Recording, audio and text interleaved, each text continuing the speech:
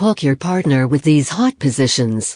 Like love, romance, and marriage, our culture is fraught with misconceptions about what is realistic, healthy, and sustainable in a long-term sexual relationship.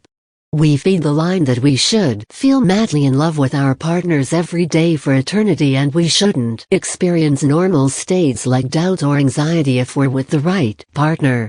So it goes with romance. We present the belief that if you're not having exciting sex 3 times a week, there's something wrong with your relationship.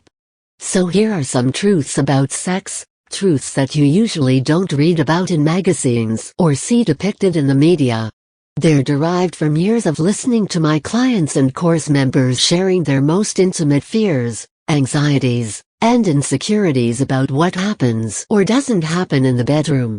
When we learn about what's typical instead of comparing ourselves to a fantasy ideal, we become significantly less anxious that something is wrong. And then we can take a deep breath and focus on what is working in the relationship instead of what we perceive as not working. Here are some truths about sex. 1. A healthy sex life is whatever works for the two of you. For some couples, that will mean sex 3 times a week, and for others that means once a month. We're all wired differently, and every couple on this planet carries a unique set of needs that will not be replicated in any other relationship. 2. There's usually a high-need partner and a low-need partner. There's often one partner who has a higher sex drive and one has a lower. We tend to think that men are always the high-need partner, but that's not always true. This can also change from relationship to relationship. In other words, if you were the pursuer in your previous relationship but the distancer is your current relationship, you may have been the high-need partner and are now the low-need. As with every aspect of couplehood, the challenge is to find creative ways to grow toward each other while also preserving your sense of self. 3.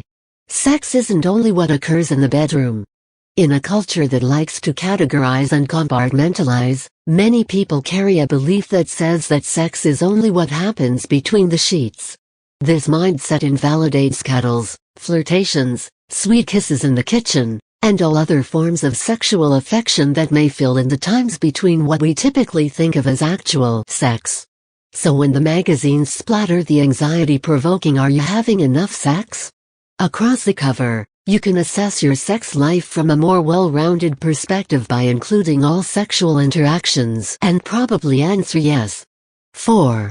Sex isn't only about outcome. Likewise, in our goal-oriented and achievement-oriented culture, we tend to believe that sex doesn't count unless you go all the way and both people achieve orgasms. What a limited view. Sex is kissing, touching, roaming, and caressing.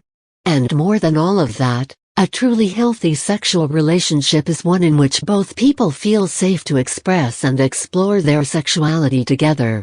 Emotional safety will always preclude a real sexual connection. Lying naked together and simply holding each other can be some of the most vulnerable and beautiful times you spend together. The bottom line is that most couples in a long-term relationship will experience struggle around sex at some point. Just knowing this, instead of comparing yourself to the false fantasy that everyone else has a flawless sex life, alleviates shame and can free up space in the relationship to talk openly about this with acceptance. As always, the more acceptance you bring to who you are and how the two of you relate to each other, the more joy and fulfillment you'll find in all aspects of the relationship.